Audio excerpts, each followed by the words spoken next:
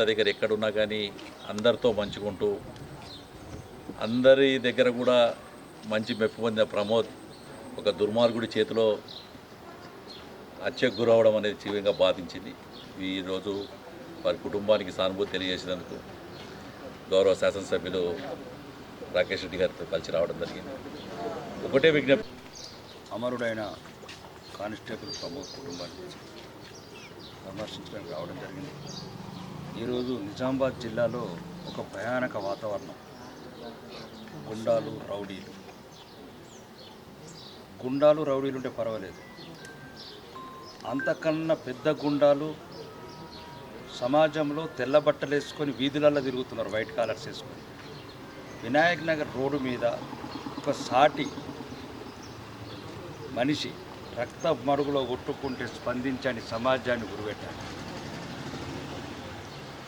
నాకు తెలిస్తే చంపినోడు కన్నా దుర్మార్గులు ఉంటారు. రియాజ్నే కాదు, చూసిన ప్రతి ఒక్కరిని ఎన్కౌంటర్ చేయాలి. చూసి వైద్య సాయం చేయని, చూసి కారులో ఎక్కించని ప్రతి ఒక్కడు దోషి. ఇక ప్రభుత్వానికి కూడా ఇప్పటికి కూడా గుణపాఠం కావాలి.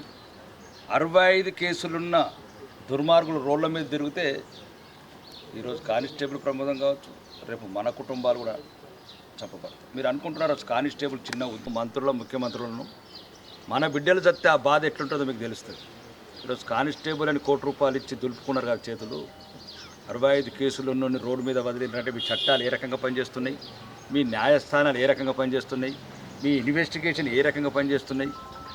కాబట్టి ఒక్కసారి తెలంగాణ రాష్ట్ర ప్రభుత్వం చెప్తున్న యోగి ఆదిత్యనాథ్ దగ్గరికి వెళ్ళి ఒక వారం రోజులు ట్రైనింగ్ తీసుకోండి.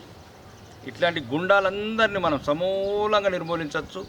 ఇంకా సిగ్గుపడాల్సిన విషయం ముఖ్యంగా హిందువులు, ఒక దుర్మార్గుడు, ఒక రౌడీ షీటరు, ఒక అమాయక ప్రభుత్వోద్యోగిని, 3 పిల్లల తండ్రిని, ఒక దళిత బిడ్డని చంపితే వాడికి వేలాది మంది శవయాత్రలు వారుకుంటున్నారంటే హిందువుల భవిష్యత్తు ఎంత హీనంగా ఉందో భవిష్యత్తులో నిజామాబాద్ నిర్ణయించుకోండి.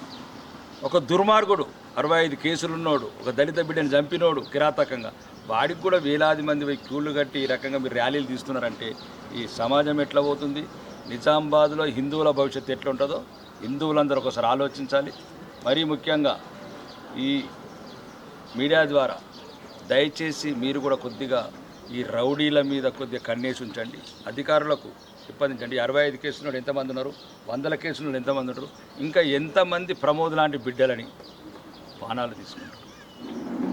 ఇక విషయము, ఆసిఫ్ అనే ఒక ముస్లిం అబ్బాయి ఈరోజు చట్టానికి సహకరించే సమయంలో అతను గాయపడడం దురదృష్టకరం.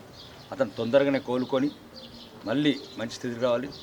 ముస్లిమ్స్ మంచి ముస్లిమ్స్ ఉన్నారు, చెడ్డ ముస్లిం అంటే రియాజులు అంటున్నారు. కాబట్టి మంచి ముస్లిమ్స్కు మేము కలిసి ఉంటాము. ఇప్పుడు ఎట్లయితే ఆసిఫ్కు ఒక ఉద్యోగం ఇచ్చారో అట్లనే ప్రమోద్ బైక్ మీద ఉన్న మేనల్లుడు ఆకాష్, ఆ రోజు ఆ బిడ్డ కూడా చాలా తీవ్రంగా గాయాల పాలైండు. ఎట్లయితే ఆసిఫ్ లాగా అయిండో, ఒక ప్రమాదంలో ఉన్న ఒక ప్రభుత్వ ఉద్యోగాన్ని కాపాడటానికి అతని పానాలు కూడా అడ్డేశాడు. కాబట్టి అతన్ని కూడా ప్రభుత్వం ఎట్లయితే ఆసిఫ్ని పరిగణలో తీసుకొని గవర్నమెంట్ హోంగార్డ్ ఉద్యోగం ఇచ్చిందో, ఈ దళిత బిడ్డకు కూడా ప్రభుత్వ ఉద్యోగం ఇవ్వాలని ప్రభుత్వాన్ని డిమాండ్ చేస్తున్నాం. ఇంకా మిగతా ఈ కుటుంబానికి అన్ని రకాలుగా అన్ని వేళల ఆ పిల్లలు ప్రయోజకులు అయ్యే వరకు భారతీయ జనతా పార్టీ కానీ ఇంకా మేము కానీ అన్ని రకాలుగా వెన్నుదన్నుకుంటామని ఈ సందర్భంగా చెప్తూ ఆ కుటుంబానికి ఆ భగవంతుడు ఆ ప్రమోద్ ఆత్మ శాంతి చేకూర్చే కుటుంబానికి నైతిక సరిగ్గా కోరుకుంటున్నాం.